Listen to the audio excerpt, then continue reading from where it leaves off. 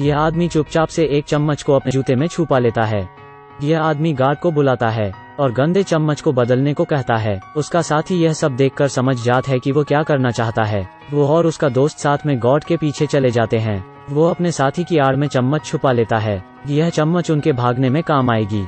उनके लिए मुख्य उपकरण वार्डन के डेस्क पर रखा नेल कटर है। वार्डन के पलटते ही उन्होंने इसे चोरी कर लिया। उसने पहले कभी जेल से भागने के बारे में सोचा नहीं था। आखिरकार इस जेल को अल्काट्राज़ू कहा जाता है। यह जेल समुद्र से घिरी हुई है और यहाँ के पहरेदार भी जांबाज है। इसकी स्थापना के बाद से कोई भी यहाँ से भाग नहीं सका है। मॉरिस को अपने कमरे में एक बड़ा कोकरोच दिखता है।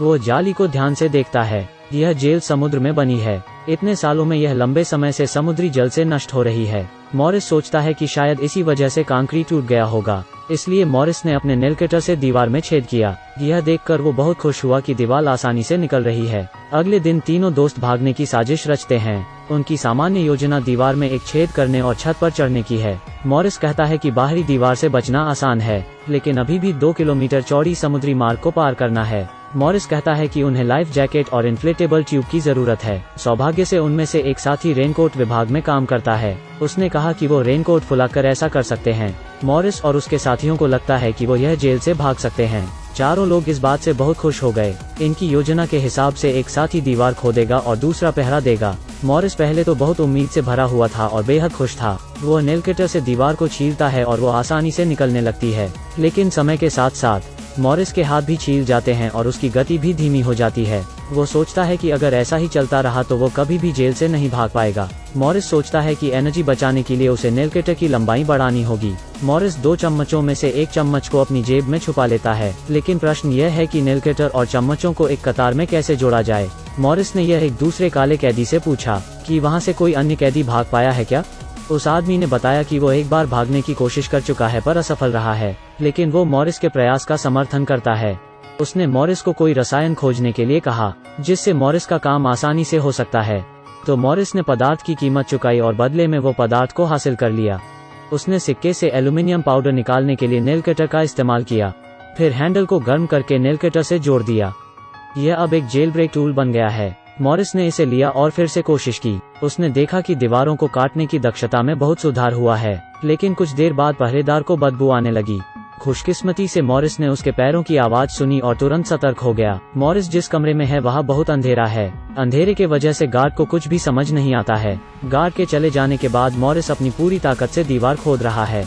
कुछ दिनों की कोशिश के बाद अंत में पूरा कांटेदार तार दिखने लग जाता है। लेकिन अब समस्या फिर आती है। कांटेदार तार के दोनों सिरों में लोहे के बकल लगे हुए थे। उसने बहुत कोशिश की पर वह नहीं निकला। मॉरिस सोचता है कि अब वो क्या करे। तभी उसने पूरे जेल पर नजर डाली तो पाया कि एक ही जगह है जहां उपयुक्त उपकरण होते हैं, जो कि कारपेंटर का कमरा है। इसलिए मॉरिस ने इसके लिए साइन अप किया। काम करते वक्त उसने एक ब्लेड छुपा लिया।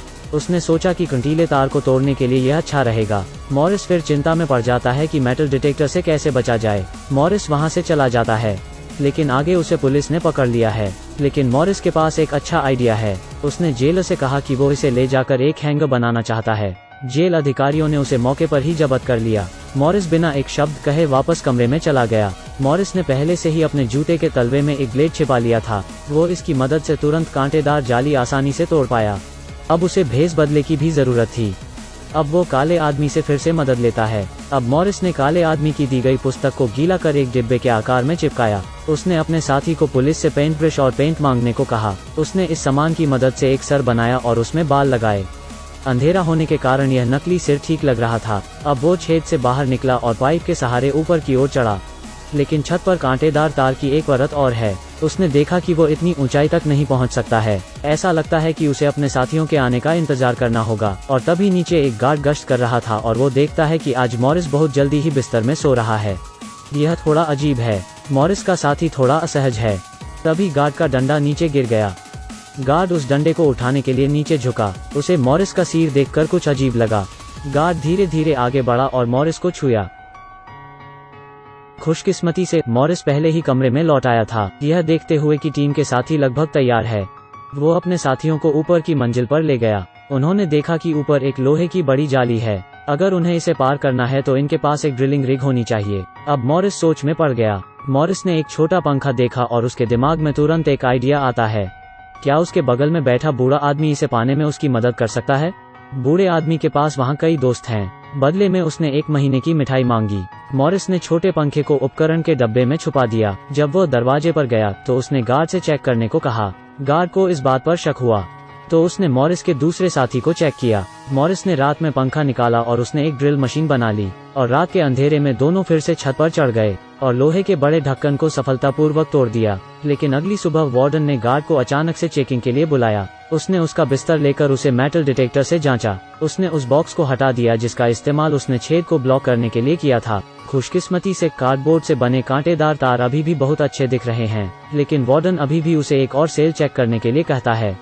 मॉरिस जानता था कि उसने संदेह पैदा किया है, इसलिए उसने अपने साथी को आज रात भागने का फैसला बताया। रात में तीनों इमारत के ऊपर पर चढ़ गए, लेकिन उनका एक साथी अभी भी जेल के अंदर ही है। तीनों ने अब अपने साथी का इंतजार नहीं करने का फैसला किया। तीनों अब एक दूसरे की मदद करते हुए छत पर चढ़ गए, फिर पानी के पाइप के सहारे नीचे उतरे और फिर समुद्र की ओर दौड़े। पहले से तैयार रेनकोट को लाइफ जैकेट और इन्फ्लेटेबल का इस्तेमाल कर मॉरिस और उसके साथी समुद्र में तैरने लगे। अब जल्द ही सूरज उग गया। अगली सुबह पहरेदारों ने देखा कि मॉरिस अभी भी अंदर सो रहा है। उन्होंने तुरंत दरवाजा खोला और मॉरिस को थप्पड़ मारा। मॉरिस के पुतले को देखकर तुरंत सीटी बजाई गई और जेल में अफरा-तफरी मच जाती है। काला आदमी मुस्कुराता है और गर्व महसूस करता है। इस फिल्म की शूटिंग 1979 में हुई थी। यह फिल्म सच्ची घटनाओं पर आधारित है। अंत में एक गार्ड वार्डन के पासपोर्ट को चेक करता है, लेकिन वार्डन अपनी गलती स्वीकार करने से मना कर देता है। एक दृढ़ता से मानता है कि कैदी जिंदा नहीं बचे होंगे। क्या इस जेल से जिंदा भाग पाना सच में नामुमकिन है? यह फिल्म यहाँ खत्म हो जाती है। देखने के लिए शुक्रिया।